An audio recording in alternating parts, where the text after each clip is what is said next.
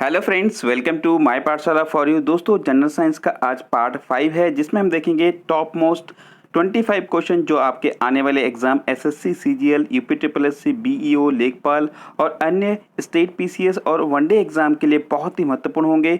दोस्तों, वीडियो को अंत तक जरूर देखिएगा। डेफिनेटली ये वीडियोस आपके आने वाले एग्जाम के लिए हेल्प करेगी। और दोस्तों, अगर वीडियो अच्छा लगे तो प्लीज़ लाइक और शेयर जरूर करिए और माय पाठशाला फॉर यू को सब्सक्राइब करना न भूलिए।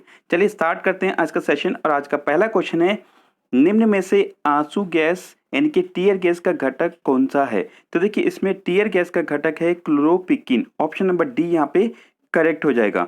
तो देखिए कि इसका सूत्र क्या है, CCl3NO2 इसका फॉर्मूला है, रासायनिक फॉर्मूला है। और देखिए कि जितने भी आंसू गैस होते हैं, एक तरह से एक ऐसा हथियार होता है जिससे मनुष्य की मृत्यु नहीं होती है, परंतु इससे आंखों का अंधापन हो सकता है। ठीक है। और देखिए कि ये जब हमारी आंखों के संपर्क में आती हैं ये गैसें, तो हमारी कॉर्निया के मसल्स को उत्तेजित हो जाते हैं और जिससे हमें देखते हैं कि आंखों में आंसू निकलने लगते हैं और दर्द होने लगता है। इससे कभी कभी अंधापन भी हो सकता है और इसीलिए इसको आंसू गैस भी कहते हैं, क्लोरोपिकीन को। ठीक है, इसका इनकी आंसू गैस का एक घटक है क्लोरोपिकीन। अगला क्वेश्चन देखते हैं, निम्न में से कौन शरीर में सबसे बड़ी अंतःस्रावी ग्रंथि है? तो देखिए, कौन सा हमारे शरीर की सबसे बड़ी अंतःस्रावी ग्रंथि है? ये है थायराइड। ऑप्शन नंबर ए यहाँ पे करेक्ट हो जाएगा। ठीक है। और देखिए, अंतःस्रावी ग्रंथि होती क्या है?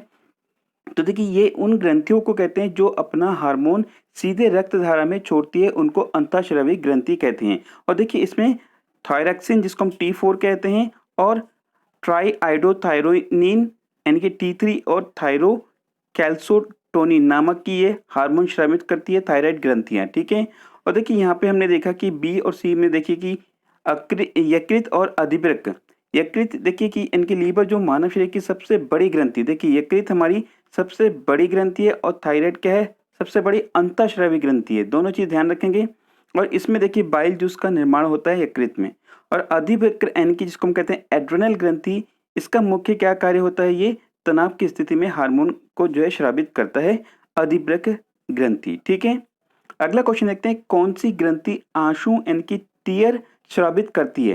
यानी कि देखिए कि ये ग्रंथि का नाम है लैक्रिमल और इससे देखिए कि आंसू जो है ये स्रावित करती है, आप देख रहे होंगे फिगर में। और देखिए कि इसके अलावा यहाँ पे थाइमस है ऑप्शन ए में और यहाँ पे एड्रिनल ग्रंथि। अभी हमने बताया कि जो है थाइमस, देखिए थाइमस ग्रंथि क्या होता है, वृद्धावस्था में ये लुप्त हो जाती है ग्रंथि।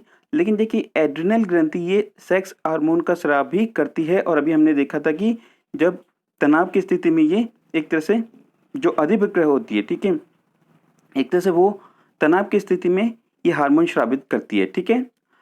अगला क्वेश्चन देखते हैं, रेडियम किस खनिज से प्राप्त किया जाता है? तो ये पिच ब्लेंड से प्राप्त किया जाता है रेडियम। और देखिए, रेडियम ये पृथ्वी में बहुत ही कम मात्रा में पाई जाती है और पिच ब्लेंड एक रेडियोधर्मी यूरेनियम युक्त खनिज और अयस्क है। और देखिए, इसका सिंबल क्या है, Ra है और इसका एटॉमिक नंबर 88 है। और क्यूरी, जो मैडम क्यूरी और उनके पति पियरे क्यूरी ने 21 दिसंबर 1898 की को जो है इसकी खोज की थी रेडियम की। ठीक है। अगला क्वेश्चन देखते हैं, पारदर्शी साबुन के निर्माण में क्या उपयोग में लाया जाता है? तो देखिए, पारदर्शी साबुन बनाने के लिए इस तरह के साबुन, अगर जो पेरेंट सोप होती हैं उसमें एथेनॉल का प्रयोग किया जाता है, जिसके कारण वो ट्रांसपेरेंट यानी कि पारदर्शी दिखता है। ठीक है।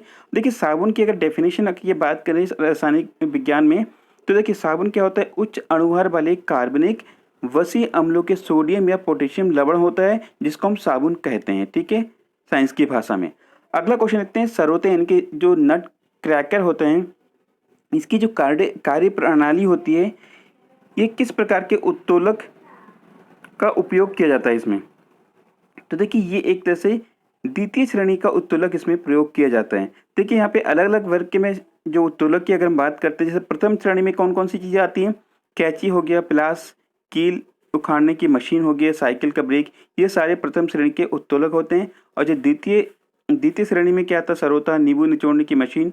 और तृतीय श्रेणी में चिमटा, किसान का हल और मनुष्य का हाथ, मुंह का जबड़ा, ये सारे तृतीय श्रेणी के उत्तोलक के रूप में आता है, इनकी लीवर के रूप में कार्य किया जा सकता है।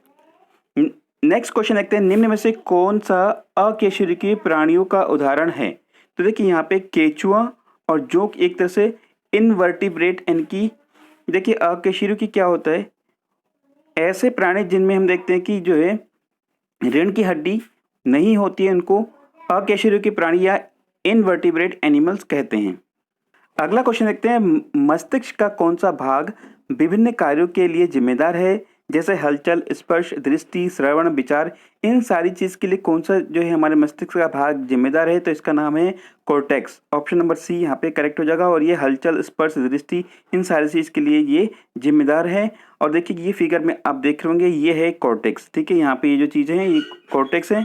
इसके अलावा ये ऊपर भाग देख रहे होंगे, सेरिब्रल है। ठीक है, अगला क्वेश्चन देखते हैं, विज्ञान की वह शाखा जिसमें जीवांश का अध्ययन होता है। तो देखिए जीवांशों का अध्ययन होता है पैलियोंटोलॉजी के अंतर्गत, इसका अध्ययन होता है। यहाँ पे देखिए इकोलॉजी, इथोलॉजी और एंटोमोलॉजी, इसके बारे में अगर हम बात करें तो देखिए कि जो इकोलॉजी में हम पर्यावरण का अध्ययन करते हैं, और एथोलॉजी के अंतर्गत हम पशुओं के व्यवहार के बारे में स्टडी करते हैं, और एंटोमोलॉजी के अंतर्गत हम कीट विज्ञान का अध्ययन करते हैं। देखिए पैलेंटोलॉजी को जो है आगे और कुछ सब डिवीज़न में, सब डिसिप्लिन में डिवाइड किया गया, जिसका नाम क्या है, माइक्रो पैलेंटोलॉजी हो गया, और पैलेंटोबॉटनी हो गया, पैलेंटियोलॉजी हो गया। और इसमें देखिए कि अभी हमने बात किया कि पैलेंटोलॉजी क्या है, फॉसिल इनके जीवांशों का अध्ययन किया जाता है।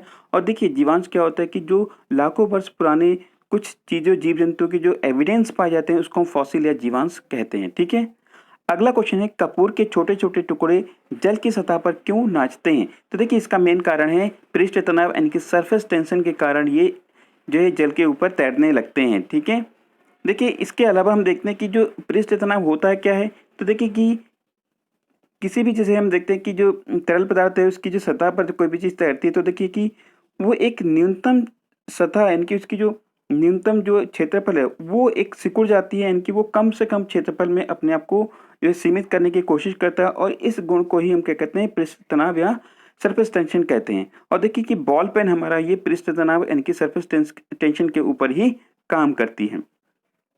अगला क्वेश्चन देखते हैं, प्रकाश संश्लेषण की दर किस पर निर्भर करती है? तो देखिए किस पर निर्भर नहीं करती यहाँ पे। ठीक है, तो देखिए प्रकाश की अवधि के ऊपर ये निर्भर नहीं करती है, बाकी गुणवत्ता, तीव्रता और तापमान, इन सारी चीज़ें पे निर्भर करती है।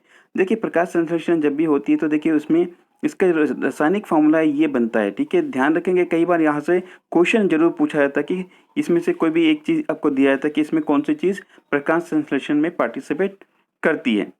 अगला क्वेश्चन देखते हैं, निम्न में से कौन सा एथेनॉल का उपयोग है? तो देखिए एथेनॉल का प्रयोग किया जाता है विनिर्माण, पेंट्स में, कफ सिरप में, मादक पेय में, यानी कि उपयुक्त तो सभी इसका आंसर होगा। ठीक है, और देखिए इसका फॉर्मूला क्या है, C2H5OH इसका फॉर्मूला है। और देखिए एथेनॉल एक प्रसिद्ध अल्कोहल है और इसे एथिल अल्कोहल भी कहा जाता है।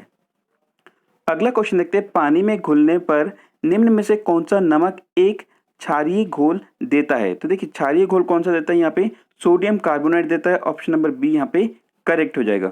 और देखिए सोडियम कार्बोनेट जिसको हम क्या कहते हैं, धवन सोडा या धोने का सोडा या वॉशिंग सोडा या सोडा क्रिस्टल, सोडा ऐश, ये सारे नाम से जाना जाता है। और इसका रासायनिक सूत्र क्या है, Na2CO3 इसका रासायनिक फॉर्मूला है। ठीक है, ये एक अकार्बनिक यौगिक है। और देखिए पानी में घुलने पर सोडियम कार्बोनेट नमक के साथ एक क्षारीय घोल बनाता है। नेक्स्ट क्वेश्चन देखते हैं, वह पदार्थ जो लाल लिटमस को नीला बनाता है? तो देखिए लाल लिटमस को नीला बनाने वाला जो है वो है एल्कली, यानी कि जिसको हम बेस कहते हैं। देखिए ये एसिड क्या करता है, इसके अपोजिट होता है, नीले लिटमस को लाल कर देता है। ठीक है, दोनों चीज़ आप ध्यान रखेंगे। देखिए लिटमस पेपर क्या है, तो देखिए ये प्रयोगशाला में जो है प्रयोग में लाने वाले, यानी कि जो एसिड और अल्कोहल की, एसिड और बेस की जो पहचान करने के लिए एक पेपर का यूज़ किया जाता है जिसको हम लिटमस पेपर कहते हैं। और ये दो रंग के होते हैं, एक लाल रंग का और एक नीले रंग का पाया जाता है। ठीक है, अगला क्वेश्चन देखते हैं, निम्नलिखित में से किसमें न्यूट्रॉन नहीं होते हैं? तो बहुत ही इंपॉर्टेंट क्वेश्चन है। और ये देखिए कि हाइड्रोजन में न्यूट्रॉन नहीं होता है। ठीक है, बहुत ही इंपॉर्टेंट है। और देखिए हाइड्रोजन के 3 समस्थानिक होते हैं, कई बार एग्जाम में पूछा गया है। प्रोटियम जिसका फॉर्मूला होता है ये 1H1, और ड्यूटेरियम और ट्राइटेरियम ट्राइटियम, ये 3 समस्थानिक हाइड्रोजन के होते हैं, कई बार यहाँ से क्वेश्चन पूछा गया है। अगला क्वेश्चन यहाँ पे हम देखते हैं, इमली में कौन सा अम्ल होता है? तो देखिए इमली में एक तरह से हम देखते हैं कि टार्ट्रिक अम्ल पाया जाता है। ठीक है, ऑप्शन नंबर ए यहाँ पे करेक्ट हो जाएगा। देखिए मैथोनिक अम्ल, लैक्टिक अम्ल और ऑक्जेलिक अम्ल, इसकी अगर हम बात करें तो देखिए मेथनोइक अम्ल ये मधुमक्खी के डंक में पाया जाता है और लैक्टिक अम्ल हमारे दूध में पाया जाता है और ऑक्जेलिक अम्ल ये पोटेशियम कैल्शियम लवण के रूप में बहुत से पौधों में पाया जाता है। ठीक है, तो ये चीज़ ध्यान रखेंगे। लैक्टिक अम्ल ये दूध में पाया जाता है और मेथनोइक अम्ल ये मधुमक्खी के डंक में पाया जाता है। कई बार ये क्वेश्चन पूछा गया, वेरी इंपॉर्टेंट है, ध्यान रखेंगे। अगला क्वेश्चन यहाँ पे देखते हैं, प्रकाश तरंग किस तरह की तरंग है? तो देखिए प्रकाश तरंग ए अनुप्रस्थ तरंग है, ऑप्शन नंबर बी यहाँ पे करेक्ट हो जाएगा, अनुप्रस्थ तरंग। ठीक है, देखिए अनुप्रस्थ तरंग होता क्या है, जिसको हम कहते हैं ट्रांसवर्स वेव कहते हैं। देखिए इसमें क्या होता है कि जो तरंग की गति की दिशा माध्यम के यानी कि जिस माध्यम में गुजर रहा है, यानी कि तरंग की गति की दिशा माध्यम के कणों के कंपन की दिशा के लंबवत होती है, उसको हम ट्रांसवर्स या अनुप्रस्थ तरंग कहते हैं। और इसी के अपोजिट हम देखते हैं कि जब तरंग की गति की दिशा माध्यम के कणों के कंपन की दिशा के समांतर होती है तो उसको हम अनुदैर्घ्य तरंग कहते हैं, इनकी लॉन्गिट्यूडनल वेव कहते हैं। ठीक है, दो चीज़ आप ध्यान रखेंगे, बहुत इंपॉर्टेंट है। अगला क्वेश्चन यहाँ पे देखते हैं, निम्न में से कौन सी संग्रहित यानी कि स्टोर्ड ऊर्जा का एक रूप नहीं है? तो देखिए यहाँ पे स्टोर्ड यानी कि जिसको हम स्टोर्ड नहीं किया जा सकता है तो वो है विद्युत ऊर्जा। ठीक है, देखिए आप कहेंगे इन्वर्टर वगैरह, तो लेकिन उसमें क्या होता है कि केमिकल के रूप में यानी कि केमिकल एनर्जी के रूप में स्टोर्ड होता है। ठीक है, तो देखिए रासायनिक ऊर्जा और संभावित इनकी पोटेंशियल एनर्जी, न्यूक्लियर एनर्जी, ये सारे स्टोर किया जा सकता है, लेकिन विद्युत ऊर्जा को स्टोर एक तरह से ये स्टोर्ड संग्रहित ऊर्जा नहीं है। ठीक है, स्टोर तो हम करते हैं अलग रूप में, लेकिन वो इसको हम स्टोर्ड ऊर्जा नहीं कहते हैं, संग्रहित ऊर्जा नहीं कहते हैं। अगला क्वेश्चन है, जब कुछ इलेक्ट्रॉनों को एक अनावेशित वस्तु के साथ जोड़ा जाता है तो क्या होता है? तो देखिए कि अनावेशित वस्तु के साथ अगर जोड़ा जाता है तो उसमें क्या होगा, वो जो है एक नेगेटिव चार्ज हो जाता है, उसमें नेगेटिव चार्ज आ जाते हैं। ठीक है, नेक्स्ट क्वेश्चन है, मनुष्य के मस्तिष्क का भार लगभग कितना होता है? तो देखिए मनुष्य का मस्तिष्क का भार लगभग 1350 ग्राम होता है। और देखिए यहाँ पे 300 ग्राम क्या होता है कि एक तरह से हम देखते हैं कि जो हृदय का वेट है वो 300 ग्राम लगभग होता है। अगला क्वेश्चन है, एक गेंद को ऊर्ध्वाधर रूप से इनकी ऊपर की ओर हम देखते हैं फेंका जाता है तो उसका अपनी गति के दौरान क्या परिवर्तन होता है, क्या चेंजेस होते हैं? तो देखिए कि अगर किसी वस्तु को हम ऊपर फेंकेंगे तो उसका वेग घटता है, लेकिन उसका त्वरण क्या होता है, हमेशा एक समान रहता है। ठीक है, और अगला क्वेश्चन है, पुष्पित पौधों का कौन सा हिस्सा इसके प्रजनन के लिए जिम्मेदार है? तो इनकी जो ऐसे पुष्पित पौधे यानी कि ऐसे पौधे जिसमें पुष्प लगते हैं उसमें प्रजनन के लिए इनकी रिप्रोडक्शन के लिए कौन सा भाग जिम्मेदार है? तो देखिए ये फ्लावर यानी कि फूल जो होते हैं, ऐसे पौधे जिसमें फूल होते हैं उसमें फूल एक तरह से प्रजनन के लिए जिम्मेदार होता है। देखिए फूलों के बारे में आपको बता दूं, देखिए बहुत सारे भाग होते हैं फूलों के, इसमें लगभग इसमें 4 इसमें इंपॉर्टेंट पार्ट होते हैं फूल के, और वो कौन से? वो है बाह्य दल, दलपुंज, पुमंग और जायंग, जिसको हम इंग्लिश में कहते हैं यहाँ पे कैलिक्स और कोरोला और एंड्रियोसियम और जाइनोसियम। तो ये इंपॉर्टेंट पार्ट है, कई बार एग्जाम में ये पूछा जाता है कि इसमें 4 ऑप्शन दिए कि पुष्प के कौन सा भाग इसमें नहीं है। ठीक है, और देखिए ये पौधे में पुमंग होता है, ये पुमंग को नर और जायंग जो मादा ये जननांग कहा जाता है। ठीक है, तो एक तरह से ये पुमंग ये हमारे एक तरह से नर के जो जननांग हो गया, और ये जो जायंग हो गया मादा मादा जो पौधे होते हैं उनके ये जननांग कहलाते हैं। अगला क्वेश्चन देखते हैं, विभिन्न माप और आकार के 4 डिब्बों को एक समान गहराई तक एक ही प्रकार के तरल पदार्थ भरा जाता है तो उसमें क्या होगा?